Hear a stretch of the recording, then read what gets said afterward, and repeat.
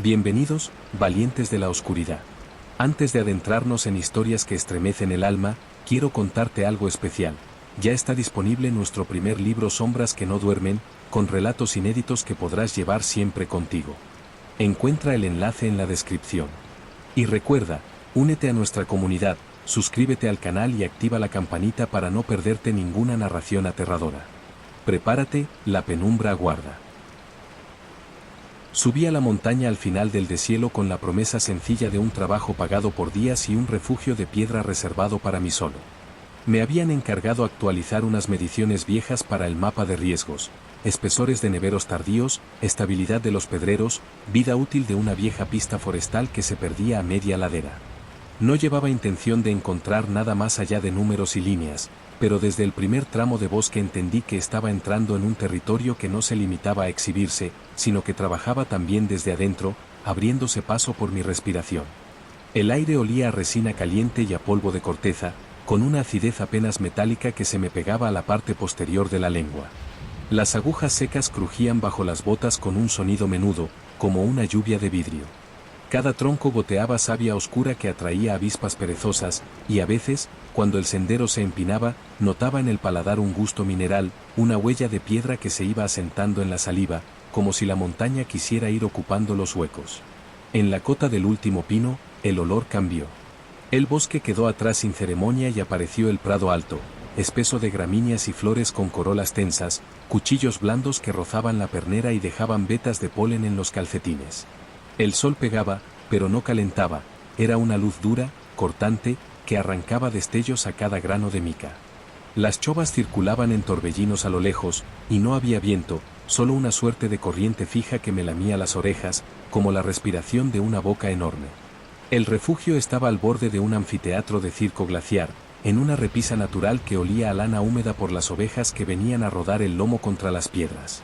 El muro exterior tenía la piel misma de la montaña, lajas encajadas, líquenes con formas de mapamundi, costras naranjas que ardían en la tarde. Empujé la puerta y el interior me recibió con una mezcla de cera vieja, humo extinguido y hierro. El camastro, una mesa maciza, una estufa de leña, un aljibe oscuro bajo una trampilla, y un ventanuco que recortaba el mundo en un rectángulo, siempre el mismo, de crestas y cielo. Dejé el equipo sobre la mesa, clinómetro, libreta impermeable, lápices grasos, un anemómetro pequeño, el aneroide que mi padre había usado en su taller para calibrar barómetros de pared. Esos cacharros, con sus agujas y sus roscas, me serenaban más que cualquier compañía. Anoté la hora y la altitud aproximada. El papel dejó de ser papel en cuanto apoyé la punta, la fibra absorbió el grafito como si tuviera sed. Afuera, la luz iba mudándose hacia un tono rosado, y por un instante el circo fue una herida iluminada. No busqué metáforas. No hacía falta. La montaña tenía textura y temperatura propias, era una materia viva que no me exigía imágenes, solo atención. La primera noche dormía a intervalos. Me despertaban ruidos que no eran sonidos, sino presiones. La sensación de que el refugio cambiaba de volumen me arrancaba de la quietud. El aire se hinchaba y se contraía con la misma calma con que el mar sube y baja en una bahía. El rumor más constante no era el del viento ni el de ningún arroyo, sino algo más bajo, algo que no oía con las orejas, sino con los huesos, una especie de zumbido grave, como la vibración de una máquina enorme guardada bajo toneladas de roca. Cada vez que me incorporaba, el aljibe devolvía un reflejo de la luna, una moneda vieja en agua negra. Latía mi pulso en los dedos. Volvía a tumbarme. En el ventanuco, las estrellas no temblaban, parecían clavadas. A la mañana siguiente, el olor era distinto.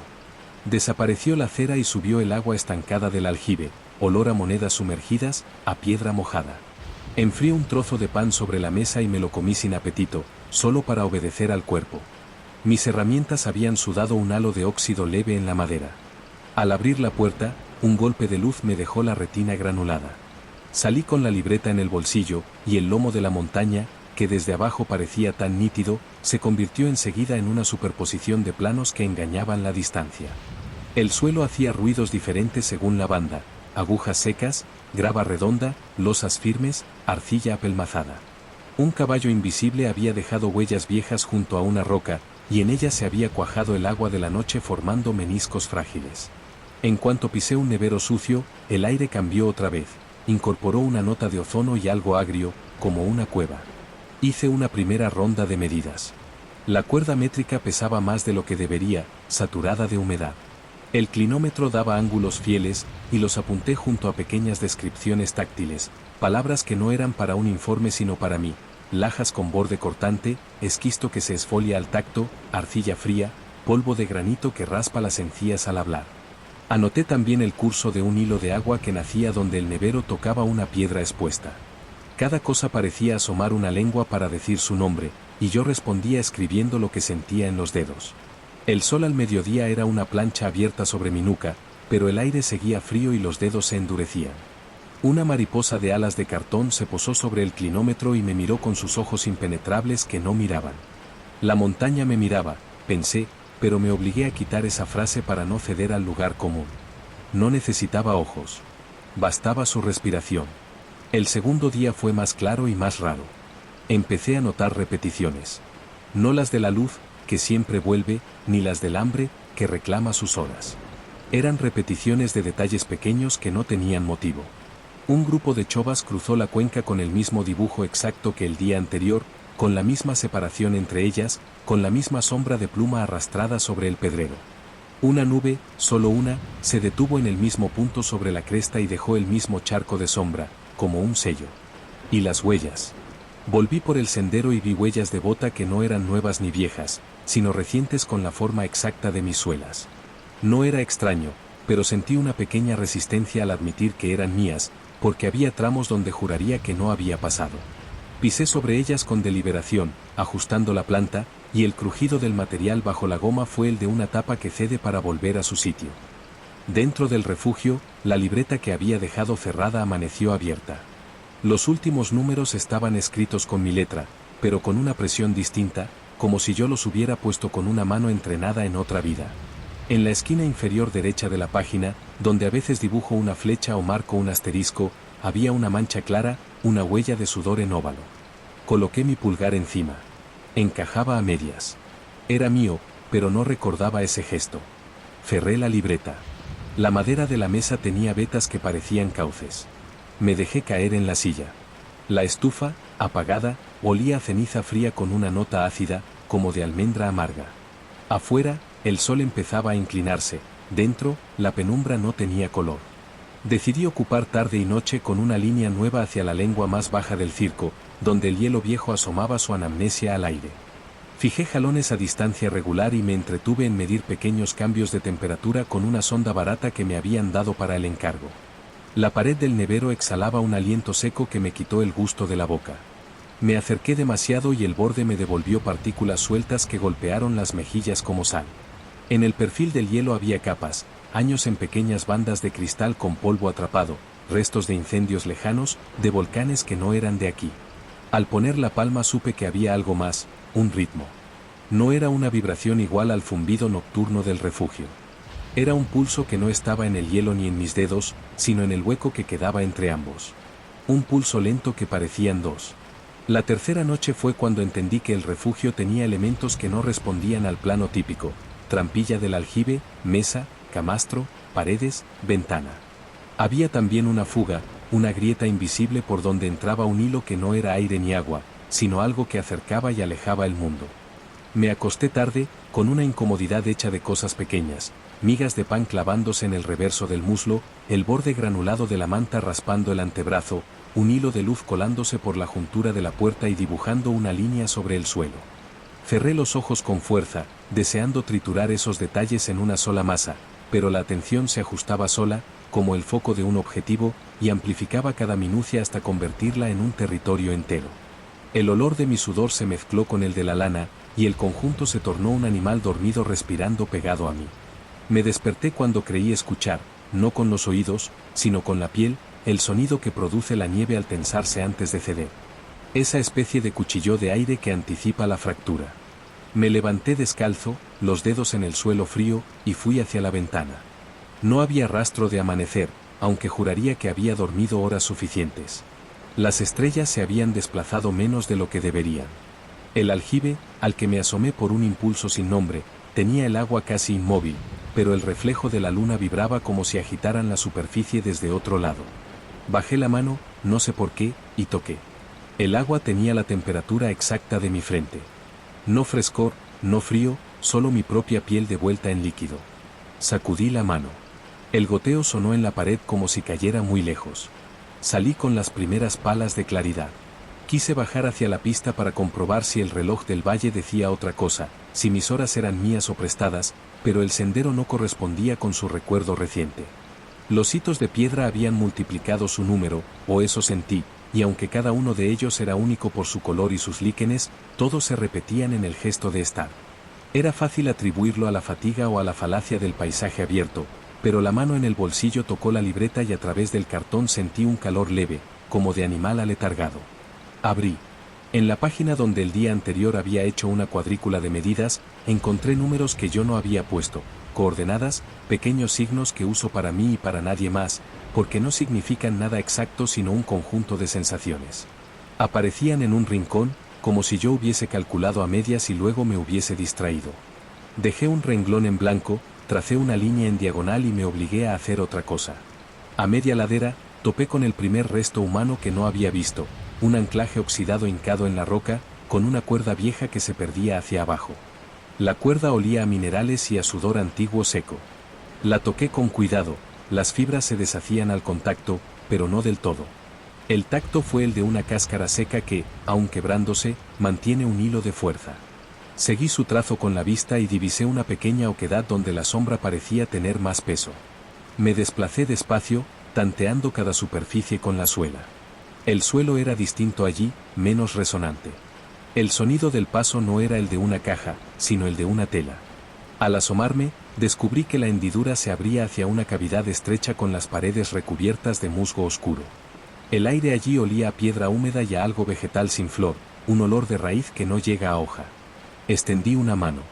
El musgo rechazó el contacto como una piel viva. Retrocedí con una prudencia que sentí ajena, como si alguien me hubiera soplado en la nuca el recuerdo de una caída. Al volver al refugio con la luz ya declinando, noté que mi cuerpo hacía algo por sí solo, se colocaba en la silla, abría la libreta, afilaba el lápiz con la uña, pasaba la yema por la punta para limpiarla de astillas, y copiaba, sin mirar demasiado, los ángulos de la ladera y la distancia entre los dos neveros más bajos.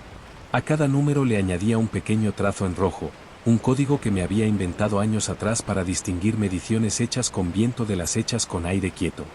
Al detener la mano, vi que había trazado también una línea, no recta, no curva, una línea como se traza cuando el pulso se alinea con un ruido de fondo. Esa línea unía el refugio con la oquedad del musgo. No tenía sentido. Cerré el cuaderno. La uña del pulgar dejó otra marca en el canto. Taché mentalmente la palabra sentido y la tiré con el resto de palabras innecesarias. Los días siguientes fueron una reiteración creciente de pequeñas insistencias. Al amanecer, una temperatura que no se correspondía con la estación. A media mañana, una sombra desplazada unos grados fuera de su sitio lógico.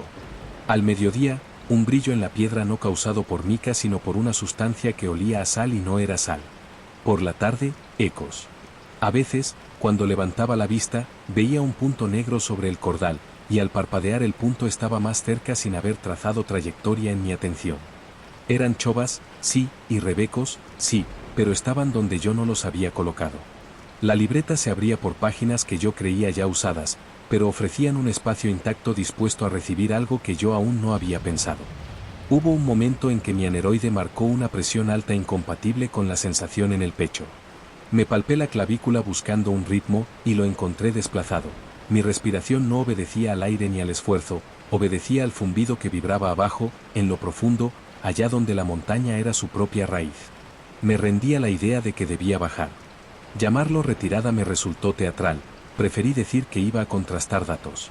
Preparé el macuto con lo mínimo y salí cuando el sol se enganchaba todavía en los dientes de las crestas.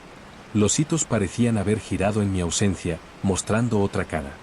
La hierba se sentía más áspera, y el sendero tenía un olor tenue a pescado viejo que no tenía por qué estar allí. Ese olor venía del agua, supuse, del aljibe, del nevero, de ese hilo invisible que atraviesa el suelo y trae cosas. Caminé sin pensar 1 hora, luego 2. Al cabo de ese tiempo, reconocí, con un cansancio que no era de piernas, el mismo circo glaciar visto desde un ángulo menor. Había dado la vuelta. El anfiteatro se presentaba ahora con un filo distinto, pero era el mismo. No era mi orientación, que a pesar de todo se mantiene cuando se tiene hambre y sed. Era la disposición que había elegido por mí. Volví al refugio en un estado cercano a la irritación, y encontré en la mesa, con un orden que me hizo dudar de mi memoria, un mapa desplegado con una cruz roja donde yo había señalado la oquedad del musgo. No tengo mapas impresos de esa zona, me dije. No traía nada de eso. Aún así, ahí estaba. Me obligué a trazar la cruz otra vez, en la libreta. La idea de cavidades en la montaña siempre me ha tentado y repelido, como todo lo que sirve de descanso a cosas más antiguas que el lenguaje. Volví a la oquedad con la luz plana de las 4, cuando el sol se convierte en una esponja que empapa sin calentar. El musgo ya no parecía piel, sino una alfombra que invita. La cuerda vieja colgaba aún, esforzándose por ser útil. Probé con el peso del cuerpo. Aguantó con una queja. Deslicé las piernas y me dejé absorber. La temperatura cambió bruscamente. Bajó 3 o 4 grados, no más, lo suficiente para contraer la piel de los antebrazos. El suelo, adentro, era firme. El olor ya no era vegetal, sino calcáreo, con una acidez que recordaba a piedra recién fracturada. Avancé unos pasos y los ojos se acostumbraron a una penumbra más rica, una penumbra donde las cosas no desaparecen sino que revelan su borde lentamente. La cavidad no era profunda. Funcionaba como vestíbulo. Más adentro, un pasillo estrecho se encajonaba entre dos masas de roca lisa. Al tocar la pared, la superficie devolvió un frío que no estaba en la roca sino un poco detrás de ella, como si la piedra cubierta escondiese otra piedra más fría. Di unos pasos más y el pasillo se abrió a una sala baja. El techo, irregular, tenía vetas que parecían arterias. En el centro, una mesa que no podía haber llegado allí por manos humanas se ofrecía como soporte. No era de madera ni de metal ni de piedra, aunque parecía hecha de piedra blanca muy gastada. Al acercarme, noté el olor inequívoco de la sal. La superficie de la mesa, sin embargo, no era lisa. Era un relieve. Un relieve exacto del valle, del circo, del refugio, de mis jalones, incluso del hilo de agua nuevo. No era una maqueta, porque no estaba hecha, estaba creciendo. Lo supe sin saber por qué. Los granos blancos se reacomodaban con lentitud y emitían, al rodar, un sonido a dientes. El ruido coincidía con la vibración de fondo que había escuchado de noche en el refugio. Toqué con la yema. El relieve cedió 1 milímetro y luego volvió a ocupar su lugar. Al retirar la mano, me di cuenta de que mis dedos tenían un sabor salado. Me quedé allí, en esa sala sin viento, con el ruido pequeño de los granos moviéndose, y pensé en mapas y en memoria. Pensé que los mapas no recuerdan, son los dedos los que recuerdan. Pensé que la montaña, cada invierno y cada verano, rehace su piel con materia nueva, pero guarda, escondido en algún sitio, algo parecido a un registro. Y que ese registro necesitaba un intermediario. No un culto, no un rito, no palabras, sino pequeños gestos repetidos. Medir un ángulo, trazar una línea, fijar un jalón, volver a trazar la línea, repetir un número con otra presión. Me quité la mochila, la dejé en el suelo, y apoyé ambas manos en el relieve. No pasó nada grande. Pasó lo mismo que había pasado desde que llegué, coincidencias minúsculas, insistencias, repetición. Salí de la cueva con el sabor a sal pegado a las encías. El sol afuera me pareció más alto de lo que correspondía. La chova de siempre, o una igual, dibujó el mismo corte en el aire al cruzar la cuenca. En el refugio, el aljibe reflejaba el cielo como si lo tuviera 2 veces, uno arriba y otro dentro. Lavé la cara. El agua dejó en la piel una película suave. Comí lo que quedaba de pan y queso. La corteza crujió con un sonido similar al de los granos de la sala. Me acosté y dormí por fin horas seguidas, pesadas, sin sueños. Al despertar, tuve la certeza firme de que debía seguir midiendo, pero no para un informe ni para el encargo, sino por una necesidad que no era mía. Aceptar esa intromisión en mi voluntad me dio un alivio raro, como cuando el cuerpo, después de resistirse, recuerda una postura. Las jornadas se volvieron abigarradas y al mismo tiempo limpias. Levantaba jalones donde la hierba era más densa, no porque fuese necesario, sino porque sí. Apuntaba números y asteriscos en la libreta. Bajaba a la sala del relieve, pasaba la mano, y el ruido de dientes llenaba el aire con su textura casi inaudible. A veces me detenía a sentir cómo el sol hinchaba la piel de las piedras y liberaba un olor leve, una especie de aliento mineral que se quedaba dentro de la nariz como un polvillo. Otras, me empapaba los labios con el agua del aljibe, y el sabor a metal me devolvía a la infancia, a la cocina de mi padre, al taller donde los relojes de barómetro se abrían en dos como mariposas y dejaban ver sus vísceras perfectas. Una tarde, mientras escribía las horas y los ángulos y las pequeñas notas táctiles, la puerta del refugio dejó entrar una ráfaga de espacio. No fue un golpe, sino un desbordamiento del aire. Con él llegó un olor a humo no actual, un humo antiguo, de brasas apagadas hace años. Y en ese olor venía algo más, un rastro humano que no era de nadie en particular. Me pasó por dentro con suavidad, arrastrando células muertas. Fui hasta la puerta. Afuera, un grupo de piedras, que habría jurado colocadas por azar, formaban una especie de arco de entrada que no había visto. A través de ese arco, el circo se presentaba idéntico y distinto. No había gente. No había nada que se moviera. Y sin embargo la piel del valle tenía el aspecto de algo recién despertado. La piedra frente al arco estaba caliente aunque el sol ya no la tocaba. Puse la palma. Un latido profundo la recorría, no el latido de mi sangre, sino uno propio. Sentí ganas de reír, pero la risa en altura corta el aire y produce tos. Dejé la mano donde estaba hasta que el latido se confundió con mis manos. La noche posterior no tuve necesidad de mirar el cielo. Supe que el tiempo ya no se iba a conducir por mis referencias. Mis herramientas empezaron a fallar con decencia, el anemómetro giraba con aire quieto, el aneroide trazaba espirales en la cifra, el clinómetro devolvía la misma inclinación en laderas opuestas. No me molestó. La libreta se convirtió en una extensión de la mesa de la cueva.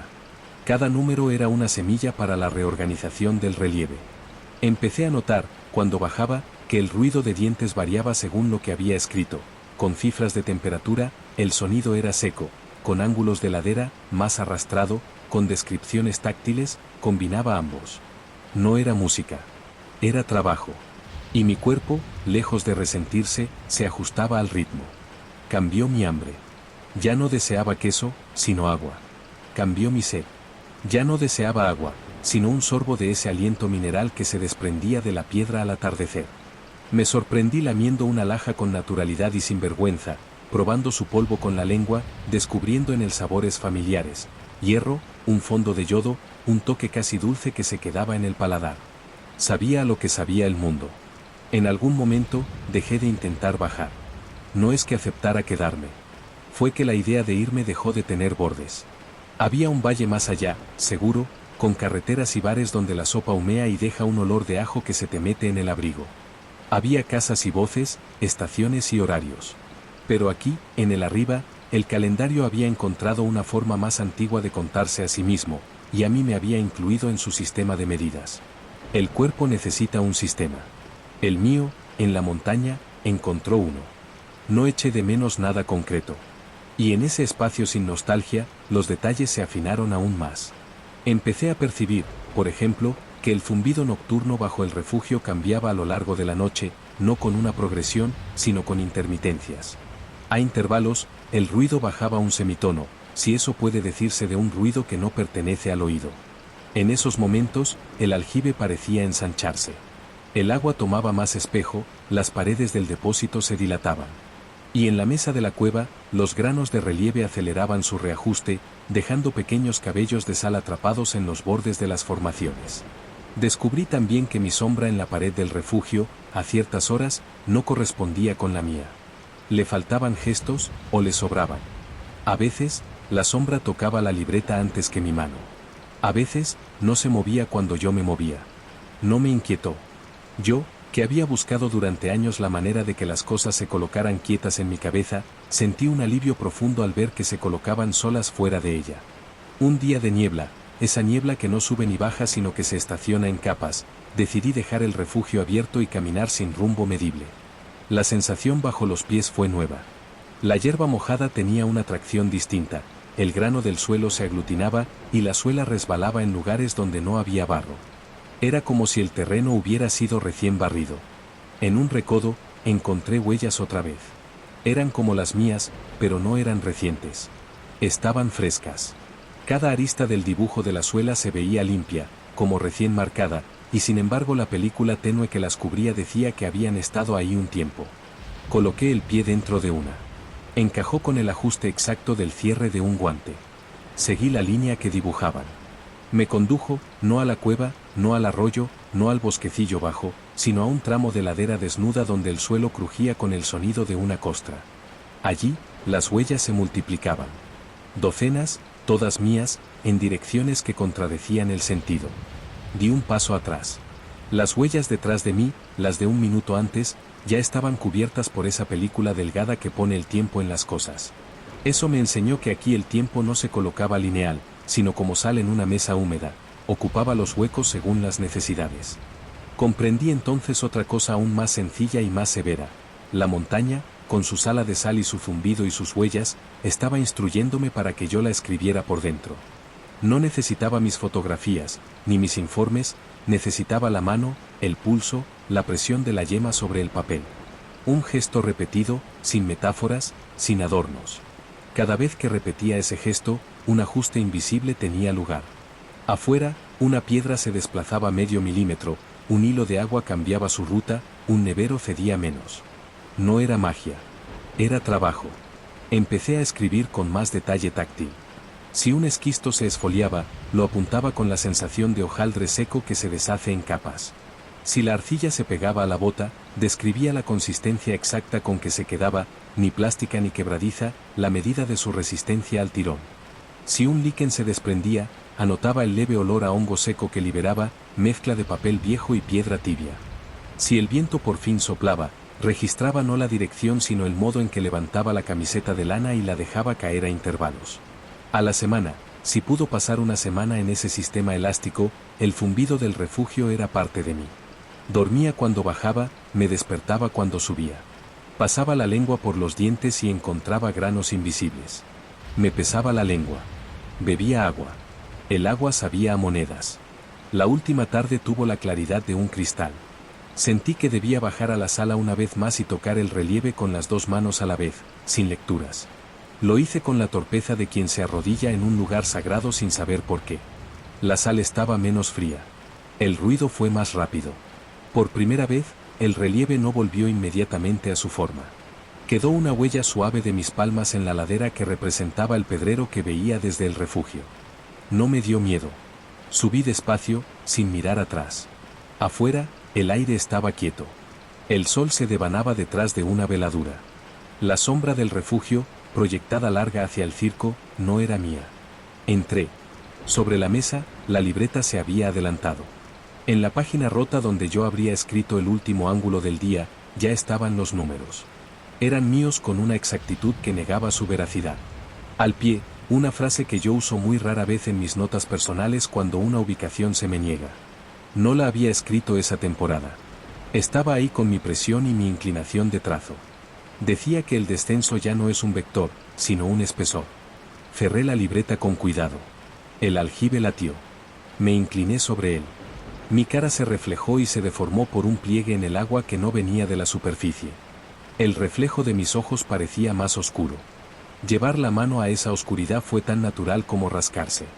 El agua, a esa hora, olía a moneda recién acuñada. Lo supe con una certeza sin espacio, no iba a bajar.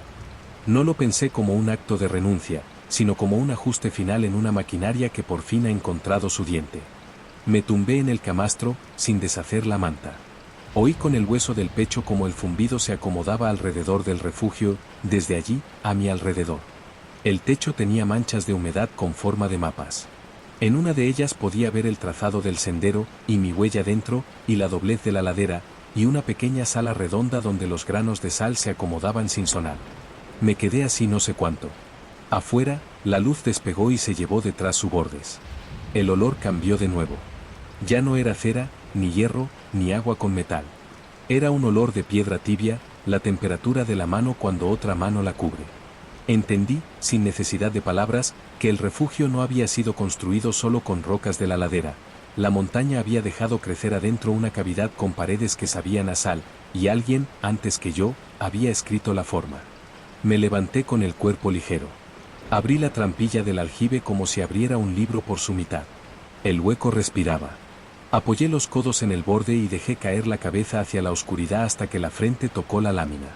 Si hubiera habido voces, las habría escuchado. No las hubo. Solo ese rumor de dientes, esa fricción de granos que cambian su lugar. Probé el agua. Me llenó. Sentí la columna vertebral como una caña antigua que se hidrata. Cerré los ojos y tuve un pensamiento último que no era un pensamiento, sino la certeza de estar ocupando, por fin, un hueco destinado a mi forma. Pasó un rato largo que no puedo medir. Luego, abrí la libreta por su primera página, la que había llegado en blanco conmigo, y escribí el estado del suelo, el olor del aire, la textura exacta del borde de piedra donde se apoya el codo. Al terminar, mi sombra completó el gesto un segundo después de mí y dejó sobre el papel una mancha clara, en forma de óvalo. Encajaba. No tengo que bajar a contarlo. No habría nadie en el valle que entendiera mis números con el cuerpo. Aquí arriba, la montaña sigue haciendo su trabajo minucioso y al mismo tiempo inmenso. Tal vez, dentro de unos días, la cuerda vieja se deshaga por fin y cierre el acceso amable a la cavidad. Tal vez, dentro de años, otro vendrá con su libreta impermeable y su aneroide heredado, y olerá el mismo metal en el agua, y reconocerá sus huellas antes de pisarlas. Lo escribirá con una presión 1 milímetro distinta, y los granos en la mesa se reorganizarán con un sonido no musical, y el refugio inspirará y expirará alrededor de su cuerpo. Yo estaré en el espesor, en la medida de la ladera, en el sabor a yodo de la piedra al atardecer. También en el silencio, si silencio es esa vibración baja que sostiene el resto. No hace falta nada más. La montaña, que no necesita ser vista para existir, me ha encontrado una tarea. La cumplo. Si alguien sube y sigue mis pasos, encontrará mi sombra haciendo el mismo gesto un segundo después que su mano. Y cuando crea que baja, comprenderá, con el gusto a moneda recién acuñada en la lengua, que el descenso aquí no ha sido nunca una dirección, sino un espesor que se deja habitar.